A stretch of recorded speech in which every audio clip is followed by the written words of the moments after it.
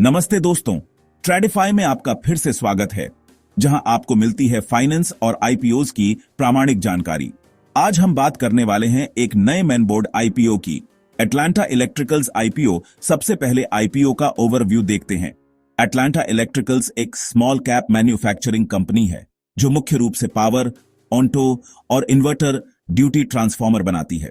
सबसे पहले ये एक मेन बोर्ड आईपीओ है, जिसका मतलब है कि ये कंपनी भारत के दो सबसे बड़े स्टॉक एक्सचेंजों बीएसई और एनएसई पर लिस्ट होगी। मेन बोर्ड लिस्टिंग आमतौर पर बड़ी और स्थापित कंपनियों के लिए होती है, जो निवेशकों को बेहतर लिक्विडिटी और भरोसा देती है। आईपीओ का टोटल साइज करीब RS 33 करोड़ है। इसमें से RS 100 करोड़ फ्रेश इश्यू है, जिसका पैसा कंपनी की ग्रोथ में लगेगा। बाकी RS 243 crore on for sale OFS है, जिसका पैसा मौजूदा शेयर होल्डर्स को मिलेगा जो अपनी हिस्सेदारी बेच रहे हैं। यह जानना जरूरी है कि पैसा कहां जा रहा है। प्राइस बैंड RS 18 से RS 54 प्रति शेयर है। हमारा सुझाव है कि आप हमेशा अपर प्राइस बैंड यानी RS 55 पर अप्लाई करें, जिसे कट ऑन ऑफ प्राइस कहते हैं। इससे अलॉटमेंट के चांस बच जाते हैं। आपको लॉट्स में अप्लाई करना होगा। एक लॉट में 19 शेयर्स हैं और अपर प्राइस बैंड पर आपकी मिनिमम इन्वेस्टमेंट RS 14,322 बनेगी। एक रिटेल निवेशक के तौर पर आप अधिकतम 13 लॉट्स के लिए अप्लाई कर सकते हैं, जिसकी कुल वैल्यू RS 1,228 बनेगी। अब डेट्स याद रखिए। सब्सक्रिप्शन विंडो 22 से 24 सितंबर 2025 तक खुली रहेगी। 25 सितंबर को अलॉटमेंट फाइनल होगा। 36 सितंबर को रिफंड्स और डीमैट क्रेडिट दोनों प्रोसेस होंगे और आखिर में 29 सितंबर को शेयर की स्टॉक मार्केट में लिस्टिंग होने की उम्मीद है। और हां, यूपीआई मैंडेट कंफर्म करने की आखिरी तारीख भी जब 22 सितंबर शाम 5 बजे तक है। इसे अप्रूव करना न भूलें, वरना आपकी एप्लीकेशन रद्द हो जाएगी। अब समझते हैं कि आईपीओ से जुटाए गए पैसों का इस्तेमाल कहां होगा, क्योंकि यह कंपनी के फ्यूचर प्लान्स का आईना होता है। कंपनी ने बताया है कि फंड्स 3 मेन कामों में लगाए जाएंगे। पहला, लगभग RS 20 मिलियन पुराने कर्ज चुकाने में इस्तेमाल होंगे। यह एक पॉजिटिव साइन है, क्योंकि कर्ज कम होने से कंपनी की बैलेंस शीट मजबूत होगी और इंटरेस्ट का बोझ घटेगा, जिससे प्रॉफिटेबिलिटी भी बढ़ सकती है। दूसरा, RS 2 मिलियन का एक बड़ी दरहा हिस्सा कंपनी की वर्किंग कैपिटल जरूरतों को पूरा करने में जाएगा। यह पैसा कंपनी के रोजमर्रा के ऑपरेशंस के लिए होगा, जो दिखाता है कि कंपनी आने वाले सालों में बिजनेस ग्रोथ के लिए तैयार है। और बाकी बचे हुए फंड्स को जनरल कॉर्पोरेट पर्पसेस के लिए रखा जाएगा, जो कंपनी को भविष्य के लिए फ्लेक्सिबिलिटी देता है। अब बात करते हैं कंपनी के बैकग्राउंड की। एटलांटा इलेक्ट्रिकल्स को इस फील्ड में 30 सालों से भी ज्यादा का गहरा अनुभव है, जो इस सेक्टर में इनकी रिलायबिलिटी और मजबूत पकड़े को दिखाता है। इनकी एक बड़ी ही ताकत है इनकी टेक्निकल कैपेबिलिटी। यह भारत की उन चुनिंदा कंपनियों में से है जो 200 MVA कैपेसिटी और 220 kV वोल्टेज तक के हाई पावर ट्रांसफार्मर्स बना सकती है, जो इन्हें BDDA प्रोजेक्ट्स के लिए एक मजबूत दावेदार बनाता है। फाइनेंशियल ग्रोथ भी स्ट्रांग है। FY 22 में रेवेन्यू RS 2 मिलियन था, जो FY 24 तक बढ़कर RS 8 मिलियन हो गया।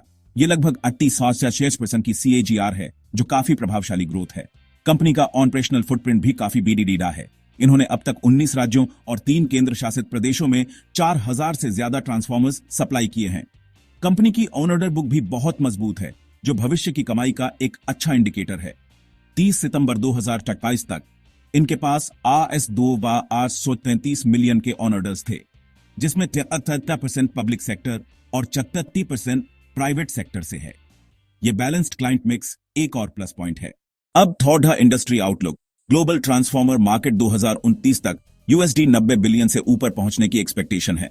एनुअल ग्रोथ 6% इंडिया में पीक इलेक्ट्रिसिटी डिमांड FU 2030 तक 277 GBU और FE 2030 तक 360 GW तक जा सकती है। इससे ट्रांसफार्मर डिमांड और बढ़ेगी। Data centres, EV charging, Indian railways high speed train, सभी की वजह से 666 S30 kV रेंज ट्रांसफार्मर्स की डिमांड भी तेज बाराच रही है। रिजर्वेशन ब्रेकअप कुछ इस तरह है। QIBs not more than 50% retail, not less than 35%। NIEs यानी नॉन इंस्टीट्यूशनल इन्वेस्टर्स के लिए कम से कम 15% का हिस्सा रिजर्व है, जो हाई नेटवर्थ इंडिविजुअल्स को टारगेट करती है। अब बात करते हैं लॉट साइज डिटेल्स की। आईपीओ में इन्वेस्टर्स को रिटेल और एचएनआई जैसी कैटेगरी में बांटा जाता है। रिटेल मिनिमम इन्वेस्टमेंट है 8 लॉट, जिसमें 19 शेयर्स हैं और टोटल अमाउंट है RS 14,330। रिटेल कैटेगरी में आप मैक्सिमम 13 लॉट्स के लिए अप्लाई कर सकते हैं, जिसमें 237 शेयर्स होंगे और टोटल इन्वेस्टमेंट होगी RS 1,230। इसके बाद आती है HNI कैटेगरी। SHNI के लिए मिनिमम इन्वेस्टमेंट 14 लॉट्स की है, यानी 259 शेयर्स, जिसकी वैल्यू है RS 2,504। और BHNI के लिए मिनिमम 77 लॉट्स, यानी 1,33 शेयर्स, जिसकी वैल्यू है RS 10,2 या 8,20। चलिए अब कंपनी के फंडामेंटल्स को समझने के लिए इसके स्ट्रेंथ्स और रिस्क्स का एनालिसिस करते हैं। सबसे पहले कंपनी की ताकत। 30 ईयर्स का एक्सपीरियंस और पैन इंडिया प्रेजेंस, जो मार्केट की गहरी समझ को दर्शाता है। RS 833 मिलियन का स्ट्रॉन्ग ऑन ऑर्डर बुक, जो आने वाले समय के लिए अच्छी रेवेन्यू विजिबिलिटी देता है। 3 advanced facilities with 740 MVA total capacity, जो BDDD ऑनर्डर्स को कुशलता से पूरा करने की क्षमता देता है। एक्सपीरियंस्ड लीडरशिप और 308 प्रोफेशनल्स की मजबूत टीम और कंसिस्टेंट रेवेन्यू ग्रोथ। अब देखते हैं रिस्क्स। गुजरात मैन्युफैक्चरिंग पर हैवी रिलायंस। कोई भी लोकल डिसरप्शन जैसे प्राकृतिक आपदा पूरे प्रोडक्शन को प्रभावित कर सकता है। यूटिलिटीज और स्टेट इलेक्ट्रिसिटी कंपनीज पर डिपेंडेंसी, जिससे पेमेंट में देरी या पॉलिसी में बदलाव का रिस्क रहता है। टेंडरिंग डिलेज का risk. On order book estimates future revenue guarantee नहीं है। और टॉप 10 कस्टमर्स पर हाई डिपेंडेंस। किसी एक BDDD क्लाइंट के जाने से रेवेन्यू पर सीधा असर PDD ढेगा। पीयर कंपनीज में वोल्टैम्प ट्रांसफॉर्मर्स और TEL जैसे BDD प्लेयर्स हैं, जिससे कंपटीशन काफी तगड़ा है। एटलांटा का RONW 7.8% है, जो वोल्टैम्प के 22% से बेहतर है, जो दिखाता है कि कंपनी प्रॉफिट बनाने में कुशल है। लेकिन EPS अभी छोटा है, 8 या 7, जो दिखाता है कि यह अभी भी एक छोटी कंपनी है। तो दोस्तों, यह था पूरा एनालिसिस एटलांटा इलेक्ट्रिकल्स IPO का। IPO का साइज, ऑब्जेक्टिव्स, स्ट्रेंथ्स, रिस्क्स, सब कुछ मैंने आपके लिए ब्रेक डाउन किया। आप अपने फाइनेंशियल एडवाइजर से कंसल्ट करके ही डिसीजन लीजिए।